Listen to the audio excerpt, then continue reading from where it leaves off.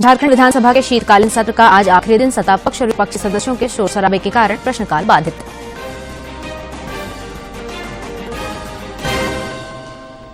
केंद्रीय मंत्री गजेंद्र सिंह शेखावत ने कहा, प्रधानमंत्री नरेंद्र मोदी के नेतृत्व में देश में हुई अभूतपूर्व प्रगति, सामरिक और आर्थिक रूप से भारत को बनाना है समृद्ध। झारखंड उच्च न्यायालय का बड़ा फैसला, सहायक आचार्य नियुक्ति परीक्षा में सीटेट पास अभ्यर्थी होंगे शामिल। अभ्यर्थियों को 3 वर्ष में पहले प्रयास में पास करनी होगी जेटेट।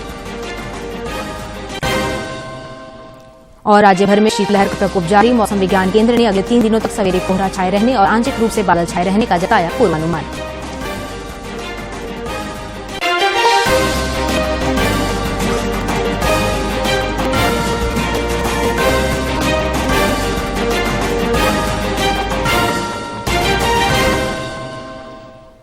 नमस्कार, खबरें झारखंड में आपका स्वागत है। मैं हूं कामिनी और अब समाचार विस्तार से। संसद के शीतकालीन सत्र के दौरान लोकसभा में प्रश्नकाल के दौरान सांसदों ने जनहित से जुड़े प्रश्न किए, जिनका उत्तर संबंधित मंत्रियों ने दिया। इससे पहले लोकसभा की कार्यवाही शुरू होने पर लोकसभा अध्यक्ष ओम बिरला ने सांसद के 2 सदस्यों के दिवंगत होने की सूचना दी, जिसके बाद उन्हें श्रद्धांजलि दी गई। 85 वर्ष की आयु में महाराष्ट्र के अहमदनगर में हुआ। श्री धर्मन्ना मंदया सादुल महाराष्ट्र के सोलापुर संसदीय निर्वाचन क्षेत्र से 9वीं और 10वीं लोकसभा के सदस्य थे। श्री सादुल ने वाणिज्य संबंधी स्थायी समिति के सदस्य के रूप में भी कार्य किया था। श्री धर्मन्या मंदरैया साहुल का निधन 13 दिसंबर 2023 को 80 वर्ष की आयु में महाराष्ट्र के सोलापुर में हुआ। हम अपने पूर्व साथियों के निधन पर गहरा शोक व्यक्त करते हैं। ये सभा शोक संतप्त परिवारों के प्रति संवेदना व्यक्त करती है। अब ये सभा दिवंगत आत्माओं के सम्मान में मौन रहेगी।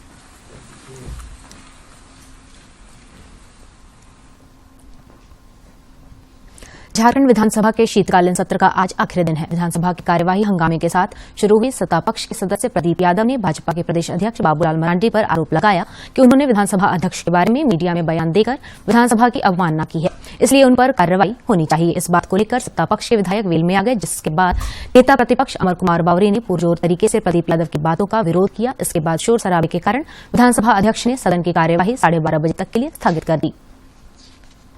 प्रदीप यादव जी बहुत विद्वान है, संसदीय विषयों के ज्ञाता है, लेकिन उनको ये भी ध्यान होना चाहिए कि माननीय बाबूलाल मरांडी जी इसी सदन के सदस्य हैं, और जो माननीय प्रदीप यादव जी जो एलिगेशन जिनके ऊपर लगा रहे हैं, अभी भी आपके जो खाता और बही है विधानसभा का, उसमें अभी भी वो उनके अध्यक्ष हैं झारखंड विकास मोर्चा के। केंद्रीय मंत्री गजेंद्र सिंह शेखावत ने आज नई दिल्ली में प्रेस वार्ता की। इस दौरान उन्होंने कहा कि प्रधानमंत्री नरेंद्र मोदी के नेतृत्व में देश में अभूतपूर्व प्रगति हुई। श्री शेखावत ने कहा कि पूर्व की सरकारें औपनिवेशिक मानसिकता से ओतप्रोत थी। उन्होंने कहा कि सामरिक और आर्थिक रूप से भारत को समृद्ध बनाना है। इस देश की पहचान पूरे विश्व भर में बने और उसका सामर्थ्य पूरे विश्व भर में पहचाना जाए, उसका सम्मान पूरे विश्व भर में बढ़े, उसके लिए केवल वो आर्थिक दृष्टि से शक्तिशाली बने इतना पर्याप्त नहीं है, और न ही केवल उसकी सामरिक शक्ति और सामर्थ्य पूरा विश्व पहचाने, यही उसके लिए पर्याप्त है। प्रदेश भाजपा अध्यक्ष बाबूलाल मरांडी के आह्वान पर राज्य भर में पार्टी कार्यकर्ता हेमंत सरकार के खिलाफ आक्रोश प्रदर्शन कर रहे हैं। पार्टी का आरोप है कि राज्य में सत्ता संपोषित भ्रष्टाचार व्याप्त है और विधि व्यवस्था ध्वस्त है। पार्टी के प्रदेश महामंत्री और मुख्यालय प्रभारी डॉक्टर प्रदीप वर्मा ने बताया कि सभी जिलों में हजारों की संख्या में आम जनता और भाजपा कार्यकर्ता प्रदर्शन में शामिल हो रहे हैं। पार्टी कार्यकर्ता राज्यपाल के नाम उपायुक्त के माध्यम से ज्ञापन सौंपकर राज्य सरकार को बर्खास्त करने की मांग करेंगे। सिमडेगा के कुरडेग खंड के कुटमाक्षार एवं डुमरडी पंचायत में विकसित भारत संकल्प यात्रा रथ के पहुंचने पर लोगों में काफी उत्साह देखा गया। इस दौरान विभिन्न योजनाओं के लाभुकों ने केंद्रीय सहायता से उनके जीवन में आए बदलाव की कहानी साझा की। सिमडेगा के कुटमाक्षार और डुमरडी पंचायत में विकसित भारत संकल्प यात्रा को लेकर ग्रामीणों में उत्सुकता और उत्साह दोनों दिखा। इस दौरान प्रधानमंत्री स्वनिधि योजना की लाभुक प्रफुल्लित तिर्की ने योजना से मिली आर्थिक सहायता का जिक्र किया और बताया कि इस आर्थिक मदद से कैसे उन्होंने आर्थिक सशक्तिकरण की राह पकड़ी। चूड़ी दुकान करती हूँ जिससे मेरा आजीविका अच्छी तरह से चल रही है, इसलिए मैं हमारा प्रेसिडेंट को बहुत बहुत धन्यवाद देना चाहती हूँ। मौके पर प्रधानमंत्री आवास योजना की लाभुक द्रौपदी पैंकरा के चेहरे पर पक्का मकान मिलने की खुशी झलक रही थी। उन्होंने बताया कि पहले कच्चे मकान में रहती थी, जिससे उनके परिवार को सिर्फ परेशानियां ही उठानी पड़ती थी। प्रधानमंत्री आवास से और हम लोग परिवार से ही खुशी खुशी रह रहे हैं, इसके लिए मैं सरकार को तहे दिल से धन्यवाद करती हूँ। मनरेगा योजना के लाभुक अरविंद कुमार ने इससे मिली मदद का जिक्र किया। उन्होंने कहा कि मनरेगा योजना के तहत आम की बागवानी की और आज उनकी आर्थिक स्थिति बदल रही है। आम बागवानी की हरित क्रांति का योजना लेकर मैं अपना पेड़ पौधा सही रूप से लगा के अपना लाभ प्राप्त कर रहे हैं। मौके पर उज्ज्वला योजना की लाभुक शहरी देवी ने प्रधानमंत्री नरेंद्र मोदी को धन्यवाद देते हुए कहा कि गैस मिलने से उन्हें लकड़ी चुनने की झंझट खत्म हुई और धुएं से भी निजात मिली। आपको गैस का दाम नहीं 200 रुपया कम हो गया है और 300 रुपया सब्सिडी भी मिलता है। मैं प्रधानमंत्री मोदी जी को तहे दिल से धन्यवाद देती हूँ। कार्यक्रम में आए सभी लाभुकों ने गरीबों के लिए विशेष योजनाएं संचालित करने के लिए प्रधानमंत्री के प्रति आभार जताया। साथ ही भारत को समृद्ध राष्ट्र बनाने का संकल्प दोहराया। सिमडेगा से मनोज कुमार सिन्हा, मन्नू की रिपोर्ट। गढ़वा जिले के कांडी प्रखंड अंतर्गत शिवपुर और अनाडी पंचायत में विकसित भारत संकल्प यात्रा को लेकर गजब का उत्साह देखने को मिला। कार्यक्रम के दौरान ग्रामीणों को केंद्र सरकार की जन कल्याणकारी योजनाओं की जानकारी दी गई और लाभुकों ने अपने जीवन में आए बदलाव की कहानी साझा की। गढ़वा के शिवपुर और रानाडीह पंचायत में विकसित भारत संकल्प यात्रा रथ के पहुंचने पर ग्रामीणों ने काफी उत्साहपूर्वक पुष्प वर्षा के साथ उसका स्वागत किया। इस दौरान आयुष्मान भारत योजना की लाभुक रीमा पांडे और पीएम आवास योजना की लाभुक रेणु देवी ने इसके फायदे गिनाए और योजना से मिले लाभ के बाद उनके जीवन में आए बदलाव की कहानी साझा की। आयुष्मान कार्ड की वजह से हम अपना इलाज करा लेंगे। उज्ज्वला गैस से हमें यह लाभ मिला कि जिस तरह से हम लकड़ी गोईठा और चूल्हे पर खाना बना के और धुएं धुकर से परेशान होते थे, अपने जीवन में अच्छी तरह से खाना बनाना और घर परिवार को चलाना उज्ज्वला गैस से हमें यह लाभ प्राप्त हुआ। पहले मेरा घर नहीं था, आवास मिल गया, इसके चलते हम लोग घर भी बना लिए, सही समय पर मिल गया, घर बना लिए, अच्छा से रह रहे हैं, अब किसी तरह की दिक्कत नहीं है। मौके पर पीएम मातृत्व योजना की लाभुक ममता देवी समेत उज्ज्वला योजना और अन्य केंद्र प्रायोजित योजनाओं के लाभुकों ने भी अपनी जुबानी अपनी कहानी बताई और लोगों को प्रेरित भी किया। प्रधानमंत्री मातृ योजना से हमको 5000 रुपया मिला है। इसके साथ ही आंगनबाड़ी से हमको दरिया मिला है खाने के लिए। इसके लिए सरकार को धन्यवाद देते हैं। हमको RF राशि 15,000 मिला, उसमें हम लोग ऋण लेकर के अपना गतिविधि आगे बढ़ाएं। कार्यक्रम के दौरान केंद्र सरकार द्वारा संचालित योजनाओं की जानकारी LED वैन के जरिए दी गई।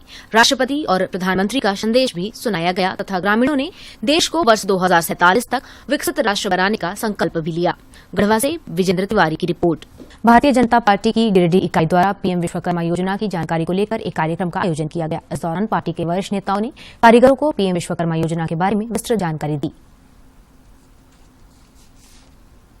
गिरिडीह के हरिचक स्थित भाजपा कार्यालय में गिरिडीह विधानसभा के कारीगरों के साथ एक बैठक की गई। बैठक में विभिन्न प्रकार के व्यवसाय करने वाले कारीगर मौजूद रहे। जिला अध्यक्ष महादेव दुबे की अध्यक्षता में हुई इस बैठक में नेताओं ने कारीगरों को पीएम विश्वकर्मा योजना के बारे में विस्तृत जानकारी दी। गिरिडीह विधानसभा के संयोजक विनय कुमार सिंह ने इस योजना के फायदे गिनाए। प्रथम किस्त जो है 1 लाख रुपये बहुत ही न्यूनतम ब्याज दर 5% वार्षिक दर पर और द्वितीय किस्त ये चुकता होने के बाद प्रथम किस्त जो है 2 लाख रुपये मिलेंगे और इसके लिए ऑनलाइन रजिस्ट्रेशन कराया जा रहा है प्रज्ञा केंद्रों में और वो सूची भारतीय जनता पार्टी के संयोजक के पास आएगी। यहाँ से जिला अध्यक्ष के पास रांची जाएगी। मौके पर कोडरमा सांसद प्रतिनिधि दिनेश यादव ने बताया कि छोटे छोटे व्यवसाय करने वाले कारीगरों के लिए पीएम विश्वकर्मा योजना बहुत ही लाभदायक है। उन्होंने इस योजना का ज्यादा से ज्यादा लाभ उठाने के लिए कारीगरों से अपील की। प्रत्येक व्यक्ति को 3 लाख रुपए तक का ऋण के माध्यम से 5% की दर पर उनको लोन दिया जाएगा और 15,000 रुपए की किट उपलब्ध कराया जाएगा और 7 दिन का प्रशिक्षण दिया जाएगा, जिसमें में जो भी प्रशिक्षण करता आएंगे उनको प्रत्येक दिन के 500 रुपए दर से उनको मानदेय भी मिलेगा। बूथ और पंचायत स्तर पर भी इस योजना का प्रचार प्रसार भाजपा कार्यकर्ता द्वारा किया जाएगा। भाजपा कार्यकर्ता पीएम विश्वकर्मा योजना का लाभ गरीबों को दिलाने में मदद करेंगे। मौके पर पूर्व विधायक निर्भय शाहबादी भी उपस्थित थे। गिरिडीह से रमेश प्रभाकर की रिपोर्ट। गढ़वा जिले में झारखंड परिक्षेत्र के कर्नल विकास भोला ने अग्निपथ योजना से संबंधित व्याख्यान का आयोजन कर स्कूली छात्र छात्राओं और नौजवानों को केंद्र सरकार की अग्निपथ योजना के बारे में विस्तार पूर्वक बताया। इस दौरान उन्होंने अग्निपथ योजना में आए बदलाव और नवयुवकों को सेना के विभिन्न पदों पर अपनी दावेदारी कैसे कर सकते हैं उसकी जानकारी दी। देश में कोरोना वायरस के बढ़ते मामलों और उसके नए वेरिएंट ने चिंता बढ़ा दी है। केंद्रीय स्वास्थ्य मंत्री मनसुख मांडविया ने राज्यों से कहा है कि कोरोना अभी खत्म नहीं हुआ है, इससे सतर्क रहने की जरूरत है। सब वेरिएंट JN.1 ने चिंता बढ़ा दी है। केंद्रीय स्वास्थ्य मंत्री मनसुख मांडविया ने बुधवार को राज्यों से कहा है कि कोरोना अभी खत्म नहीं हुआ है, इसलिए सतर्क रहने की जरूरत है। सभी राज्य एहतियाती कदम उठाएं। राज्यों के साथ उच्च स्तरीय समीक्षा बैठक की अध्यक्षता करते हुए स्वास्थ्य मंत्री ने कहा है कि कोरोना के मामले में निगरानी रखनी होगी, तभी उचित सार्वजनिक स्वास्थ्य उपायों की योजना बनाई जा सकती है।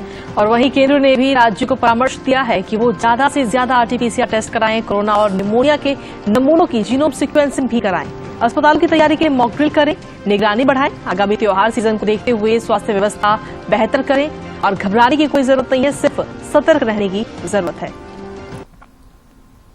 झारखंड उच्च न्यायालय ने कल सीटेट उत्तीर्ण अभ्यर्थी संघ की ओर से दायर जनहित याचिका पर बड़ा फैसला सुनाया। मुख्य न्यायाधीश संजय कुमार मिश्र और न्यायाधीश आनंदा सेन की खंडपीठ ने करीब 26,000 पदों पर सहायक आचार्य की होने वाली नियुक्ति परीक्षा में सीटेट पास अभ्यर्थी या पड़ोसी राज्य में टेट पास अभ्यर्थियों को शामिल होने की अनुमति दी है। न्यायालय ने कहा है कि यदि इन अभ्यर्थियों की नियुक्ति हो जाती है तो उन्हें 3 वर्ष के अंदर प्रथम प्रयास में जेटेट परीक्षा पास करनी होगी। वर्ष 2023 को मिलेट्स वर्ष के रूप में मनाया जा रहा है। प्रधानमंत्री नरेंद्र मोदी ने ग्लोबल मिलेट सम्मेलन में अच्छी सेहत के लिए मोटे अनाज के उत्पादन पर बल दिया था। तभी से सरकारी और गैर सरकारी संगठनों द्वारा कार्यशालाओं के माध्यम से मोटे अनाज के उत्पाद पर जोर दिया जा रहा है। खूंटी में एक स्वयंसेवी संस्था द्वारा मिलेट्स पर आयोजित कार्यशाला में रांची, गुमला, खूंटी, रामगढ़, सरायकेला, पलामू और चतरा से आई दीदियों ने पुनर्जीवित कृषि एवं स्थानीय कृषि सेवा प्रणाली पर अपने अनुभव साझा किए। सबसे पहले हम लोग 10 दीदी मिलकर एक बैठक किए। इसमें हम लोग वहीं पर निर्णय किए कि किस तरीका से हम लोग को जैविक खेती करना है, हम लोग आगे बढ़ना है और रासायनिक दवा को छोड़ देना है और हम लोग जैविक खाद दवा में हम लोग आएंगे। जो कीड़ा लगता है ना, निमास्त्र पहले से निमास्त्र और दूसरे जो कार्ड नहीं होता ये मड़ुआ है, इसका आटा बना के रोटी भी बना के खा सकते हैं और हम लोग बोलते इसमें घाटा भी बना के खा सकते हैं। इसका खीर बना के खा सकते हैं, चावल खा सकते हैं। हाँ, बहुत अच्छा होता है ये। संस्था के कोऑर्डिनेटर कुलदीप चिक बड़ाइक ने कहा कि उनकी संस्था द्वारा पुनर्जीवित कृषि प्रणाली को वृहद पैमाने पर ले जाने और देसी बीज को बचाने का प्रयास किया जा रहा है। 5 साल का जो प्लान सोच रहे हैं कि किस तरह से हम लोग पुनर्जीवित कृषि को बृहद पैमाने पे ले जाए, साथ ही साथ देसी बीज जो विलुप्त हो जा रहे हैं अभी उसको किस तरह से हम लोग बचाएं, इसको लेकर हम लोग का चर्चा चल रही है। ट्रेनर धनंजय कुमार ने कहा कि केंद्र सरकार के प्रोत्साहन से झारखंड की महिलाएं जैविक खेती पर जोर दे रही हैं। जैविक खेती को हम लोग काम कर रहे हैं और बेसिकली जो स्थानीय बीज है तो उसको बढ़ावा देने के लिए हम लोग काम कर रहे हैं। कार्यशाला में विभिन्न जिलों से आई महिलाएं एवं युवा किसानों द्वारा मिलेट्स तथा प्राकृतिक संसाधनों से बनाए गए खाद एवं कीटनाशकों की प्रदर्शनी भी लगाई गई। इस प्रदर्शनी के माध्यम से लोगों को विभिन्न प्रकार के अनाजों के संरक्षण एवं संवर्धन की जानकारियां साझा की। खूंटी से ज्योत्सना सिलाडांग की रिपोर्ट। रांची के उपायुक्त राहुल कुमार सिन्हा की अध्यक्षता में कल जिला पर्यटन संवर्धन परिषद की बैठक हुई। बैठक में समिति के सदस्यों द्वारा रांची स्थित बड़ा तालाब की श्रेणी बी में शामिल करने पर चर्चा की गई। बाद में बड़ा तालाब को पर्यटक स्थल के रूप में अधिसूचित करने की अनुशंसा की गई।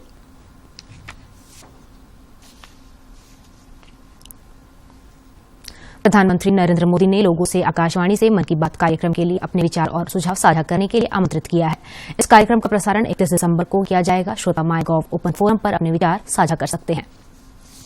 राजधानी रांची सहित राज्य भर में शीतलहर का प्रकोप जारी है। मौसम विज्ञान केंद्र रांची ने अपने पूर्वानुमान में कहा है कि अगले 3 दिनों तक सवेरे कोहरा छाए रहने और आंशिक रूप से बादल छाए रहेंगे।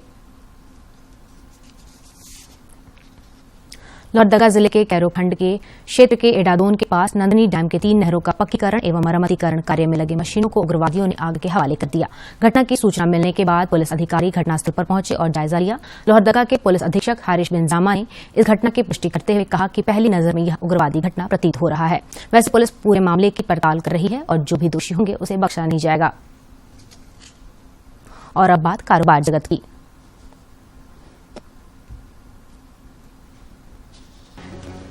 वेल्सबर्न ने जवाहरलाल नेहरू पोर्ट के विशेष आर्थिक क्षेत्र में औद्योगिक और लॉजिस्टिक केंद्र विकसित करने के लिए लगभग 700 करोड़ रुपए का निवेश करने की घोषणा की है। वाहन कल पूर्जा उद्योग क्षमता विस्तार और प्रौद्योगिकी उन्नयन पर अगले 5 साल में 6.5 से 7 अरब डॉलर का निवेश करेगी।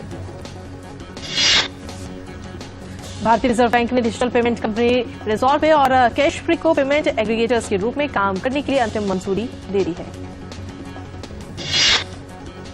डी-रेमिट प्रक्रिया में एक महत्वपूर्ण वृद्धि में पेंशन फंड नियामक और विकास प्राधिकरण ने अब राष्ट्रीय पेंशन प्रणाली ग्राहकों को unified payment interface QR code की सुविधा के माध्यम से अपना योगदान जमा कराने की अनुमति दी है।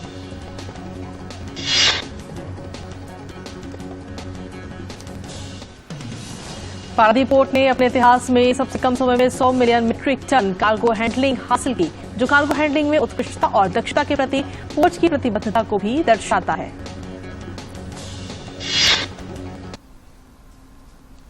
खेल जगत की महत्वपूर्ण खबरों को देखते हैं फटाफट अंदाज में।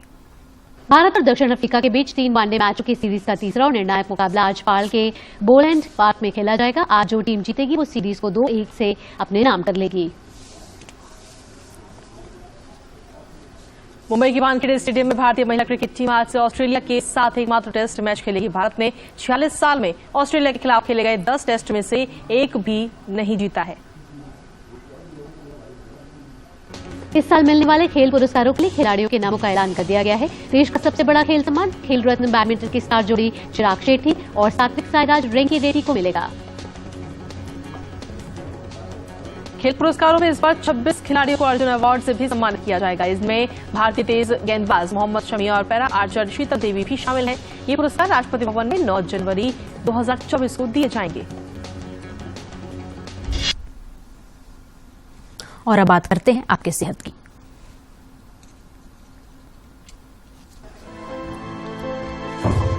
स्वास्थ्य को बेहतर बनाने के लिए आजकल कार्डियो वर्कआउट युवाओं में काफी प्रचलित है।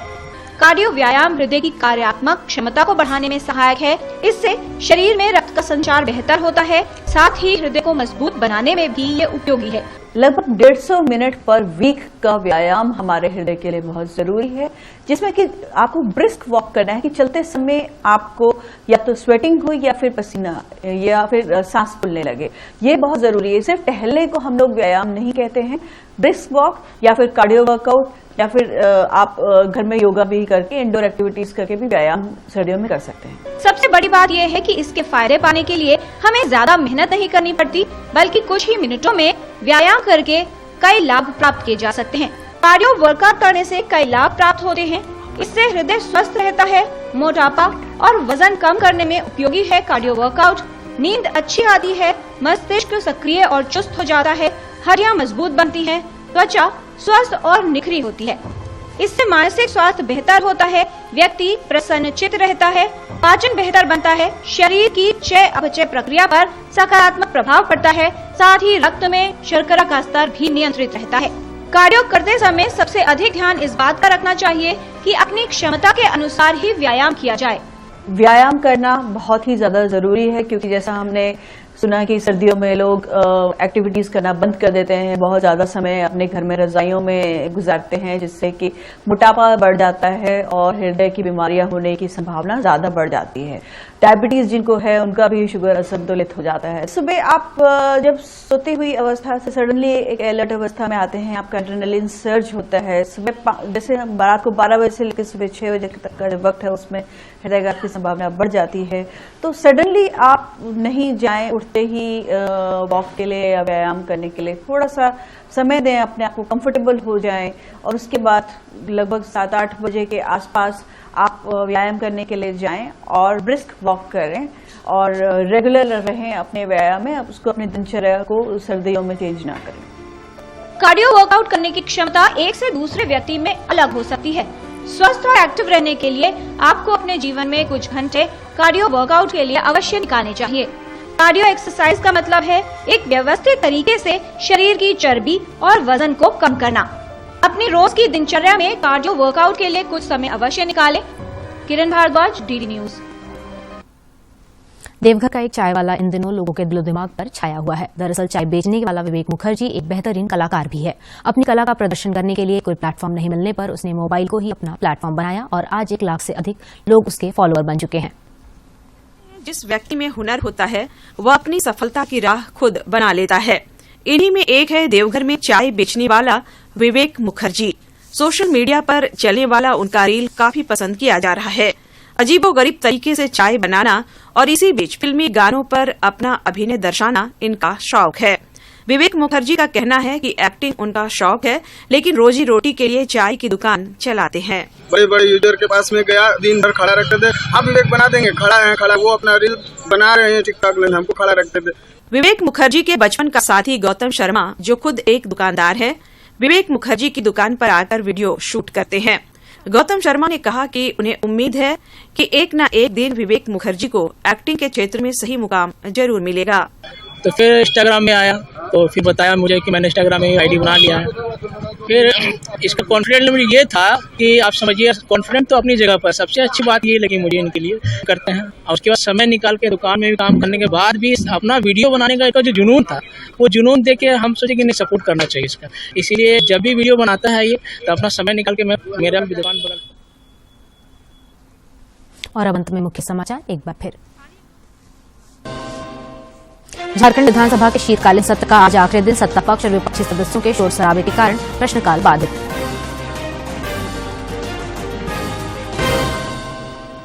केंद्रीय मंत्री गजेंद्र सिंह शेखावत ने कहा, प्रधानमंत्री नरेंद्र मोदी के नेतृत्व में देश में हुई अभूतपूर्व प्रगति सामरिक और आर्थिक रूप से भारत को बनाना है समृद्ध।